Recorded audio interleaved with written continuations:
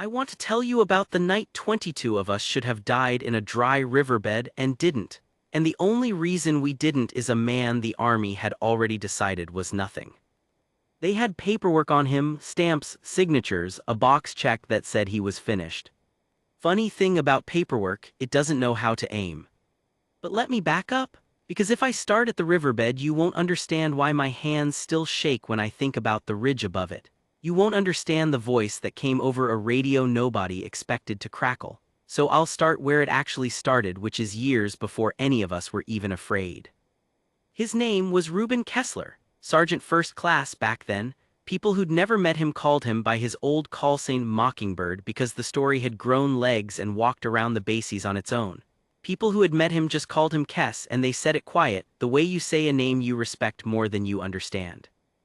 I never served with him in the early days, I only heard the stories, and I want to be fair because half of what gets told about a man like that is exaggerated and the other half is too small to be true. So I'll tell you what I know for certain and I'll tell you when I'm guessing.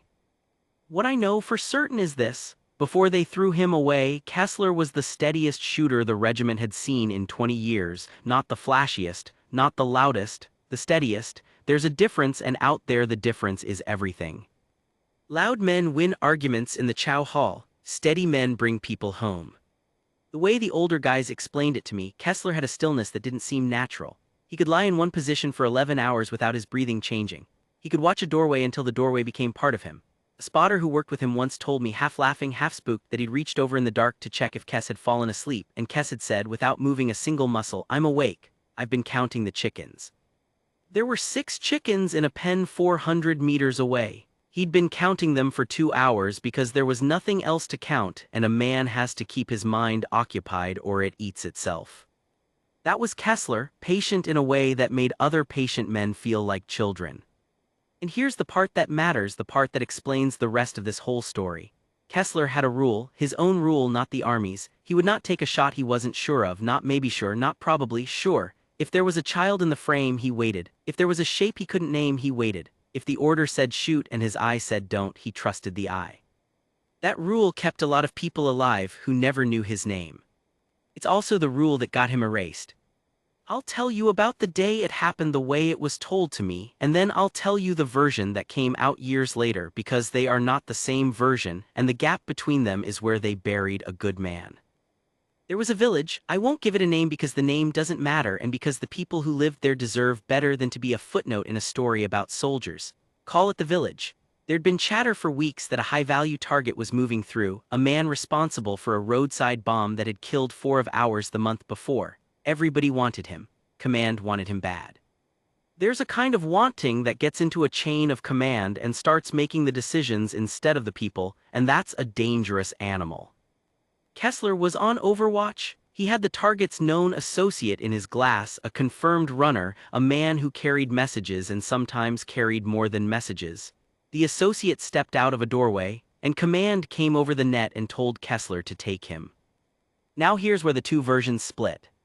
The official version says Kessler refused a lawful order. It says he hesitated, the associate slipped a corner, the high-value target got spooked and vanished, and a window that cost lives to open got slammed shut by one man's cowardice. That's the word they used in the proceedings. Not judgment, cowardice, they put it in writing. The real version, the one that took years and a dead officer's confession to surface, is this. When the associate stepped out of that doorway, he was holding a child. A girl maybe 4 years old on his hip, the way you carry a kid who's just woken up and doesn't want to walk. Kessler saw her. The drone feed command was watching didn't because of the angle. The drone saw a man. Kessler saw a man and a child. And Kessler said over the net, clear as a bell, negative. He's carrying a kid. I do not have a clean shot. And a voice, a colonel, it came out later, a man named Wexler who needed this target like he needed air, because his own career was riding on it, that voice said, take the shots, Sergeant, that's an order. And Kessler said the word that ended him. He said no. I've thought about that word a lot, the whole thing turns on it, one syllable. People think courage is the thing that happens in the riverbed I'm going to tell you about, the bullets and the noise and the running. But I've come to believe the harder courage is the kind that happens in total silence, when a man is alone on a hill with a radio yelling in his ear and a career to protect and a single child in his crosshairs, and he chooses the child. There's no medal for that. There's no crowd. There's just you and what you can live with. Kessler chose what he could live with. The army chose what it could explain. The target got away, that part's true, and somebody had to wear it. Colonel Wexler was not going to wear it, so they took the recording of Kessler saying no and they cut out the part where he said why. They left in the refusal. They removed the child, and in a small room with a folding table and 3 men who already knew how the vote would go, they decided that Sergeant First Class Reuben Kessler had frozen, had failed, had cost the mission, and was no longer fit to wear the uniform. Dishonorable, the worst word they've got. They took his rank, they took his pension, they took the one thing he'd built his whole self around, which was the simple fact of being good at the job and being trusted to do it. They walked him out a gate he'd walked through 1,000 times, and the gate didn't even know it was the last time, and neither, I think, did he. A guy who was there told me Kessler didn't say anything at the gate, didn't argue, didn't beg. He just stopped for a second, looked back at the base the way you'd look at a house you grew up in that's been sold to strangers, and then he turned around and walked into the parking lot and got into a truck and drove off, and that was supposed to be the end of him. That's what I mean about the paperwork. The paperwork said end of him. But a man is not a sentence in a file. A man is what he does when nobody's making him do anything. Here's what Kessler did in the years between the gate and the riverbed. I only know because of what came after, when people started caring about the truth again. He went home to a flat, dry county where the wind never stops and the nearest neighbor was a rumor. He took a job nobody wanted, fixing wind turbines, climbing up inside those white towers in the cold to grease bearings the size of a man. He drank, I'm told, for about a year, the way men drink when the thing that defined them gets ripped out. And then he stopped, because somewhere in there he decided that letting them take that too was a kind of agreeing with them, and he wasn't going to agree with them about anything. He kept his rifle, not the army's, they took that. His own, an old bolt gun his father had left him, nothing fancy, the kind of rifle that doesn't apologize for anything, and out there in that empty county he kept the one thing they couldn't strip off a man with a signature. He kept his eye. He'd go out to the dry washes and the long ridges and he'd shoot at distances that didn't make sense for a man with no reason to ever shoot again, ringing steel at 1,000 yards and then 1,200 and then farther, until the only thing that limited him was how far he could see, and on a clear day in that country you could see God's back porch. He wasn't training, there was nothing to train for, he just couldn't stop being what he was. Some men, you take the uniform off and there's a stranger underneath.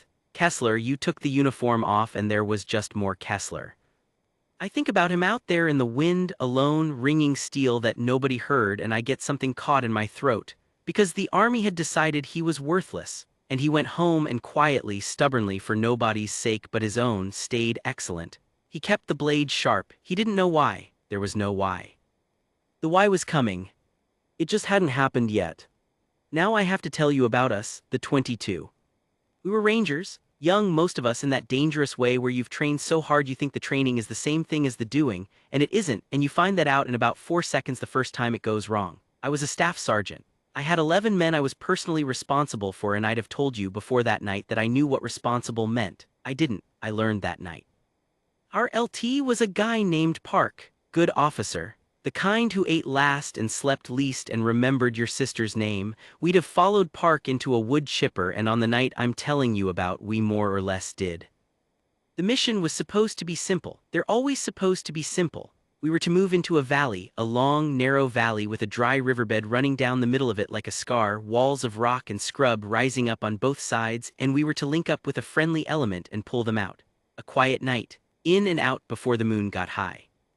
And here is the part that makes my jaw tight even now, all these years later. The valley we were sent into, it sat at the edge of a flat, dry county on the far side of nowhere. A county where the wind never stops. A county where on a ridge above the only road in, a man who used to be a soldier had built himself a little stone hide years ago, out of boredom and habit and an instinct he couldn't name, and from which he could see for miles. We didn't know he was up there, we didn't know he existed. To us he was a closed file in a building we'd never been in.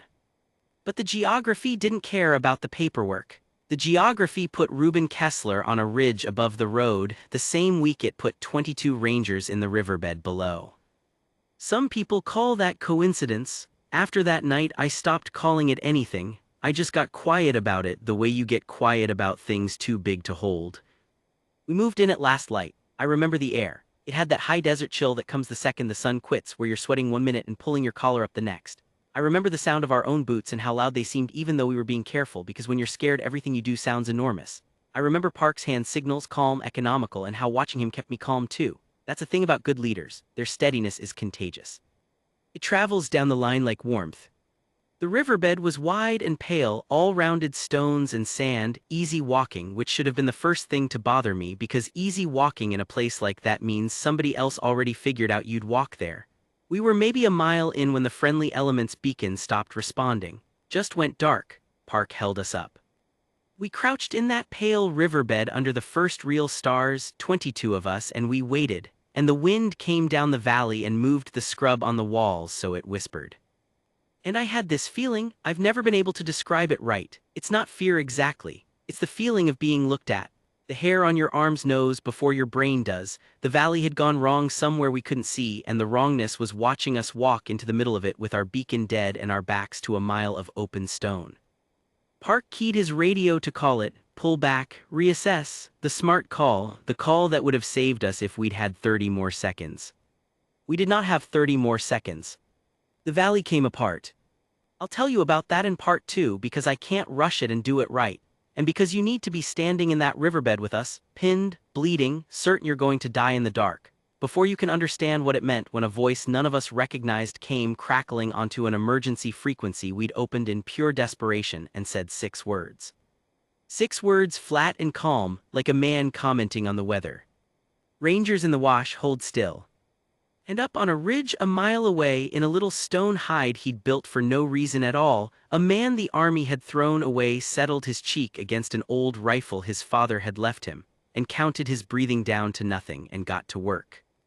But that's getting ahead. For now, just hold this one thing in your head because the whole story hangs on it. The army looked at Reuben Kessler and saw a coward who wouldn't take a shot. They were so sure of it they put it in writing and signed their names.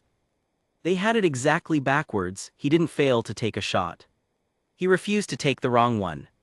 And the man who'll only ever fire when he's sure, when it's clean, when it's right, when there's no child in the frame and no doubt in his chest, that's not the man you want to throw away. That's the man you want on the ridge when 22 of your sons are about to die in a riverbed.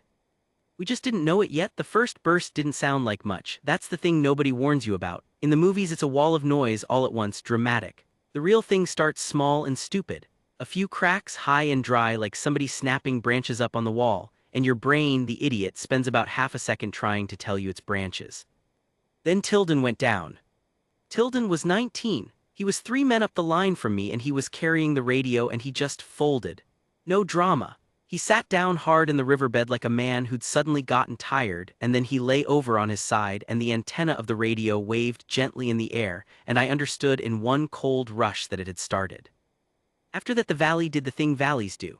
The walls threw the sound back and forth until it stopped being individual shots and became one solid roar that came from everywhere and nowhere. Muzzle flashes lit up on both ridges, dozens of them, winking in the dark like the worst stars you ever saw. They'd let us walk a mile into a kill box and then they'd shut the door behind us, and now they were going to take their time. We got down into the only cover. There was a shallow bend in the wash where the spring floods, in some year before any of us were born, had carved the bank out a couple of feet. It wasn't cover. It was the idea of cover. It was the difference between dying immediately and dying soon. 22 of us, and one of us already gone, piled into a bend in a dry river while the world came apart over our heads. I want to tell you I was brave. I wasn't, not at first. At first I was an animal pressed into the dirt with my heart trying to climb out of my mouth, and the only thought in my head was a child's thought, a single word over and over: no, no, no. That's the truth and I'm not ashamed of it anymore. Anybody who tells you they weren't scared in their first real ambush is lying to you or was never really in one. What pulled me back to being a man instead of an animal was Park's voice.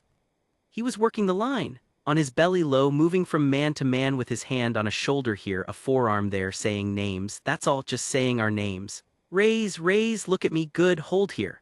Akafir, watch that draw, yeah. Sergeant, his hand on my shoulder hard, I need you, you with me. And I was, the second he said it I was. That's what the good ones do. They don't give you a speech. They give you a job and they give you their certainty, and you take both because the alternative is the dirt and the animal and the no, no, no. We started shooting back. Disciplined the way we trained, even scared half to death, short controlled bursts at the muzzle flashes, trying to make the ridges respect us. And for a few minutes it almost felt like a fight instead of a slaughter, but Park knew. I could see it in his face in the strobe of the muzzle flashes. He was counting. He was counting their guns and counting ours, and he didn't like the arithmetic. There were a lot of them, more than there should have been. This wasn't a few fighters with a lucky position. This was a planned thing, a patient thing, somebody who'd known we were coming and had laid it out careful. And we were 21 now, low on a riverbank with a dead radio and a mile of open stone behind us and walls full of guns on 3 sides. Park got our backup radio working. Tilden's was gone with Tilden, and he called for help, and help said the thing help always says, it's coming as fast as it can, which, translated, means hold on and maybe live long enough for it to matter. How long? Park asked. The answer came back, 40 minutes, maybe more with the terrain. I watched Park's face when he heard 40 minutes. He didn't let it show to the men, but I was close and I saw it. 40 minutes in that wash at that rate with that many guns. He knew what 40 minutes meant. It meant most of us wouldn't be there to be rescued. It meant the rescue would mostly be a recovery. He keyed the radio one more time, and on a wide-open emergency frequency, the kind you use when you're past caring who hears, the kind you use the way a man overboard fires a flare into an empty sky, he said it plain. 21 Rangers pinned in the wash, taking fire from elevated positions on both walls, casualties, immediate assistance requested, any element at all. Any element at all. He wasn't talking to anyone, there was no one to talk to, he was just refusing to stop trying because that's who he was. And a mile away, on a ridge, a radio that a quiet man kept in a stone hide for reasons he'd never fully explained to himself. An old scanner he listened to on cold nights the way other men listened to the rain. That radio caught the words any element at all, in a voice stretched thin with the effort of staying calm, and Reuben Kessler sat up in the dark and listened.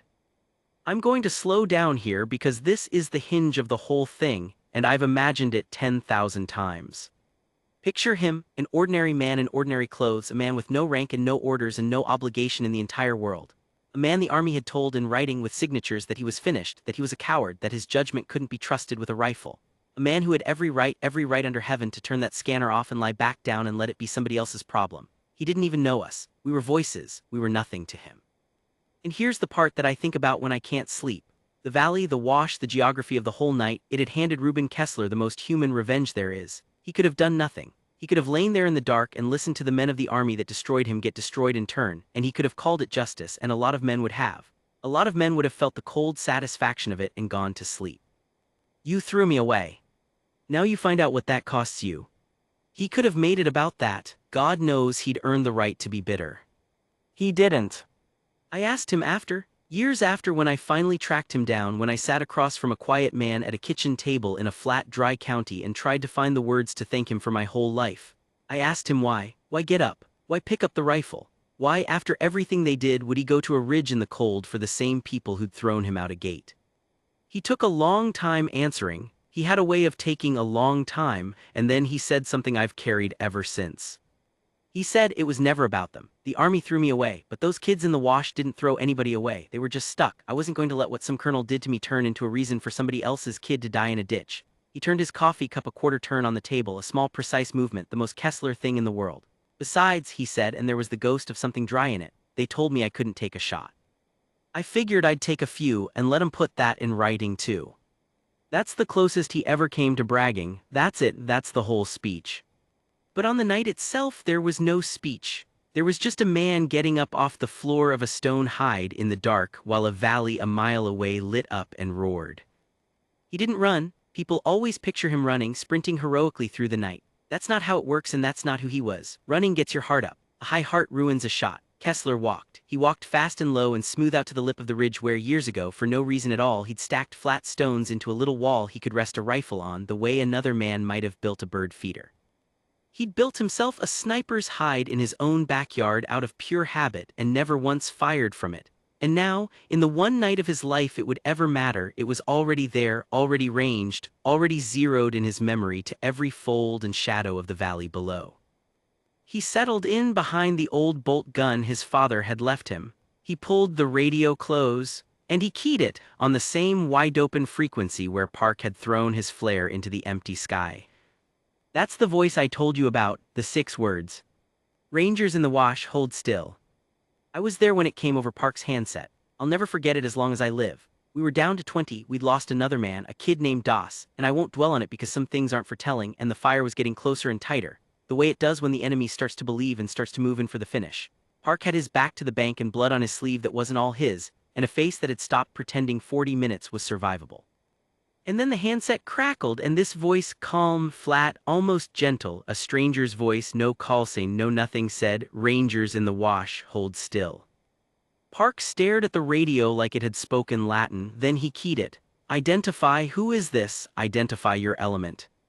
There was a pause, and the voice said, "No element, it's just me. I've got eyes on both walls from the high ground to your east. I'm going to start with the ones on your left, the ones in the rocks above your wounded. When they go quiet, you push your men right into the deeper part of the bend and you keep their heads down. Can you do that?" "Just me." I watched Park's mouth open and close. There's no protocol for that. There's no field manual page for a single unknown voice on an open net telling 20 terrified rangers that one man alone on a ridge is about to take on 2 walls of dug-in fighters with what sounded, when you listen close under the roar, like a bolt-action rifle. 1 round. Pause, 1 round. The slowest, most patient weapon on a battlefield full of things that spray. We should have laughed. It should have been the dream of a dying man. One guy, a bolt gun against all that. But there was something in the voice. I can't explain it any better than the older guys couldn't explain Kessler's stillness all those years ago. It was the absence of doubt. Not bravado. Bravado you can hear, bravado is loud. This was the opposite. This was a voice with nothing in it but certainty, the certainty of a man who has done a hard thing 10,000 times alone in the wind for no reason, and is now, at last, doing it for a reason. Park keyed the handset, his voice shook. He got it under control. "Copy," he said. "We'll hold, we'll push on your call." And the voice said one more thing before it went quiet to work. It said, "Tell your men to breathe. This is going to take a few minutes and it's going to be loud out there, but every shot you hear from the high ground behind you is one of theirs gone. Don't flinch at it, it's for you." Then the radio went silent. The first shot didn't come right away. That was the worst part and the most beautiful part, though I didn't have the wisdom to see the beauty until much later. He didn't rush. The valley was screaming, men were dying, every cell in my body wanted that first shot now, and up on the ridge a man I'd never met made himself wait. He was reading the wind. He was counting their guns the way Park had counted, the way he'd once counted 6 chickens in the dark. He was finding the ones who mattered most, the ones whose positions were about to kill us, and he was doing the cold math of which to take first and second and third so that each shot bought the most life. He was being sure. The same sureness they'd court-martialed him for. The same patience they'd called cowardice and stamped onto a page and signed. The exact quality they'd thrown away, that was the thing, the only thing that was going to save us. There's a cruelty in that so sharp it's almost funny. They destroyed him for refusing to fire when he wasn't cert, and now 20 Rangers were going to live precisely because Reuben Kessler would only ever fire when he was. The seconds stretched out. The fire raked our bank. I pressed my face into the cold stones and I thought about my mother, which is what you think about, and I waited for the stranger on the ridge to do the impossible thing he'd promised in a voice with no doubt in it. And then, from the high ground behind us, cutting clean through the roar of the whole valley, came one sound. Single, flat, final. A rifle. Up on the left wall, in the rocks above our wounded, one of the guns that was killing us simply stopped. And in the dark of the wash, 20 Rangers held perfectly still, the way the stranger had told us to, and listened to the silence where a muzzle flash used to be, and started, God help us, against all sense, to believe. 1 shot, then nothing. I think a lesser shooter would have hurried after that first one, would have let the success speed him up. Kessler did the opposite. He let the silence sit. He waited to see what the enemy did when one of their guns went quiet, because a man's reaction tells you where he is. And sure enough, up in those left wall rocks, somebody shifted to see what had happened to the gun beside him. Second shot. That one stopped too. Now they understood something was wrong, but they understood it the slow way, the confused way, because nothing about it made sense to them. Their fire was coming from the walls into the wash. Death wasn't supposed to come from behind them, from a ridge a mile off in the dark where there was nothing, where there had never been anything, where a man with a flashlight couldn't have found his own boots. But death came anyway, patient and spaced out, one and then a long, terrible pause and then another, and you cannot fight a thing you cannot find, and you cannot keep your nerve when the man beside you keeps going quiet and you never hear where it came from until it's already done. That's the weapon, see, not the rifle, the waiting, the space between the shots. Kessler told me once that a fast gun scares men but a slow gun unmakes them, because the slow gun lets their imagination do half the work. Between each shot, every fighter on that wall had time to wonder if he was next. Time is the cruelest thing you can give a frightened man. He worked the left wall first like he'd promised, clearing the guns above our wounded, and when those went silent the radio crackled, calm as ever.